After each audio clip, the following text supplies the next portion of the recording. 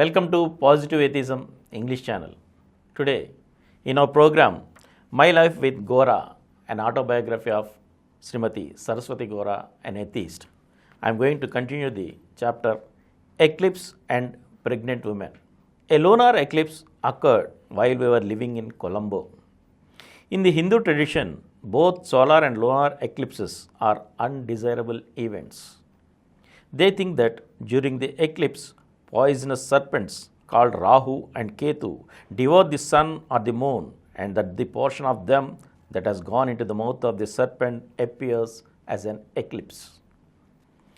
With the belief that the poison from the fangs of those venomous serpents falls on the earth, which is dangerous, they empty the water in all the pots and pans in the house and turn them upside down.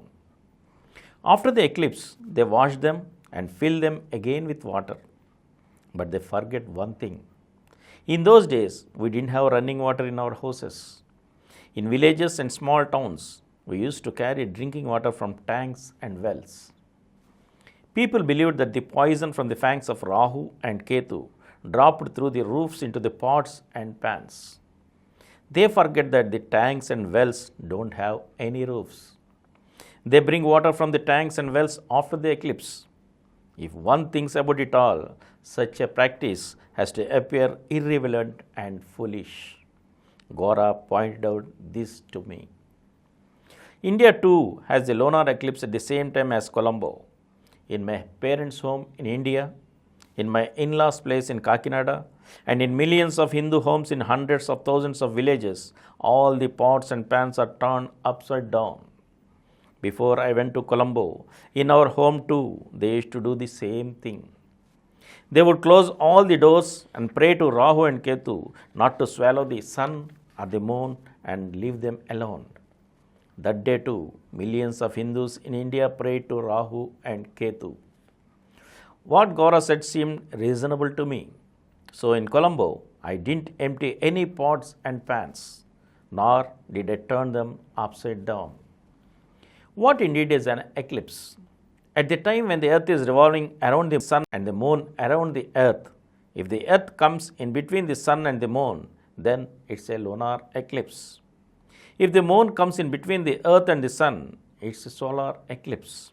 They teach this in every geography class. Still, tradition thinks that Rahu and Ketu devour the sun or the moon. Because of it, out of fear, even our geography teacher closes the doors of his house at the eclipse time. After the eclipse, people take a bath and express their gratitude to God for rescuing the sun or the moon. On reflection, all this seemed meaningless to me. There is another belief among Hindus relating to eclipses and pregnant women. They believe that pregnant women should not watch the eclipse and that they shouldn't get up and move around at the time of the eclipse, that they shouldn't do anything with their hands, and that they shouldn't eat any food. If they do, the Hindus believe they might give birth to deformed children. They believe that the unborn child in the womb will be influenced by the eclipse. Such a belief exists only among Hindus and no others. Followers of other religions such as the Christians, Muslims or Buddhists, all of them, including pregnant women, move around freely. None of them have a rule that they should not eat food at that time. The sun, moon and the earth exist for everyone, regardless of their belief in religion. Then, if the eclipse has any evil influence, it must fall on everyone equally. Pregnant women of other religions do all the chores at the time of the eclipse, yet their children are not born deformed.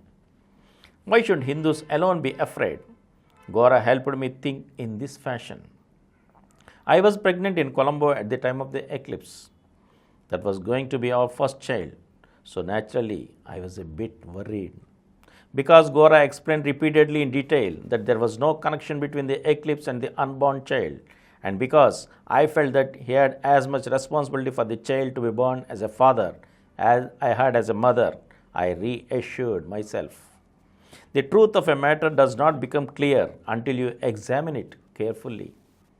Since I was lying down inside my house at the time of the eclipse, according to tradition, I decided to get out and look at the eclipse. That night, at the time of the eclipse, Gora and I went out and walked around. We saw the eclipse out in the open. We cut an apple and ate it.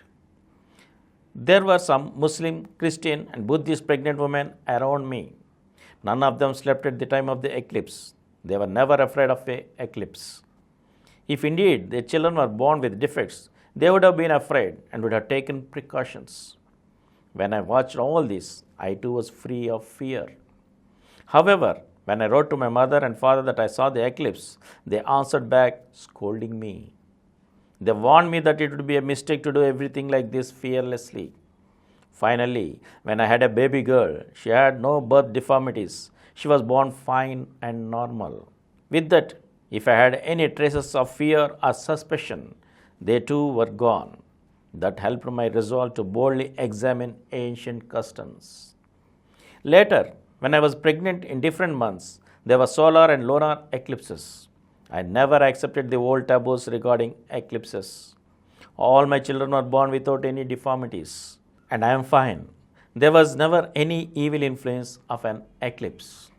Colombo life was useful for this purpose. And from here, I shall read out in the next episode again. Thank you. For more videos, please subscribe to our Positive Atheism English channel presented by Samaram channels, which has crossed more than 20 crore views.